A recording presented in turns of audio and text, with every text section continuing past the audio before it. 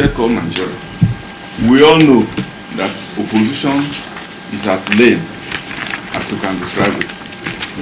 Currently, there is no opposition that is vibrant, there is no opposition that is focused, there is no opposition that is ready to speak out in order to deliver what we call democracy to the people of the country. If you look at what happened recently in the National Assembly with regard to Section 305, activated by the President, where he declared a state of emergency in Rivers State. The President has the right to activate that section anyway, but there are checks and balances that are supposed to be followed, right? Most critical of them is the approval of the National Assembly. You all saw what happened. The section states very clearly that the approval can only be obtained by two-thirds majority. How do you get to third? It's by counting. How do you get to third? They have voice counting machines. How do you get it? How do you get it?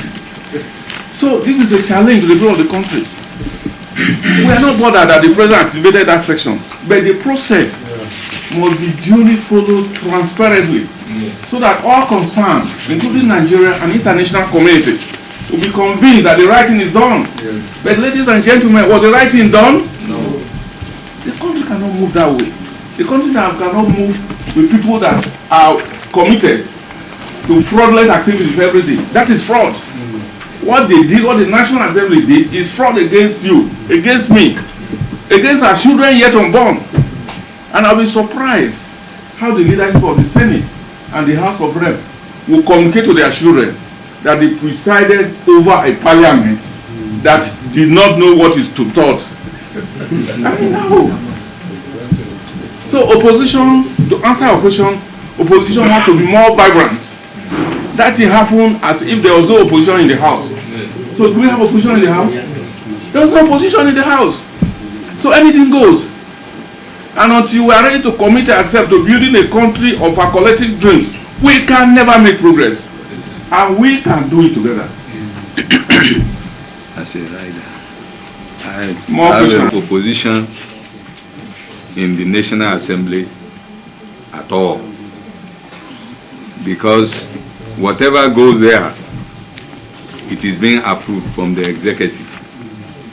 And we all appreciate the fact that this country for too long has been held into a kind of bondage. Bondage in the sense that poverty has been spread all over, to the extent that the opposition members have started defecting to the ruling party. And it is being allowed, contrary to the constitution of the country, whereby if you decamp to another party, you need to go back to your constituency and seek their mandate. But unfortunately, we all, we all adopt to the system that is so corrupt, because when you look at the situation is that if you don't join them, if you can't beat them, you join them. But we cannot join them, but we believe that we can beat them. We can beat them in the sense that we can mobilize the people. For instance, those of us who are aged, we don't need anything from any government personally, but we have the generations who are youth, and then we have those coming behind us. We need to leave something that they will be proud of. But the way we see what is going on in this country today is like oligarchy, not democracy.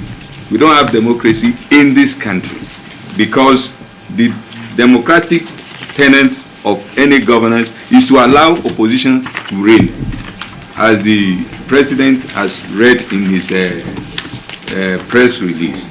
But as a rider to it, you journalists, you are aware, you know what is happening. It is not better for anybody. You are not excluded. The youth, the women, the people even in government are not excluded.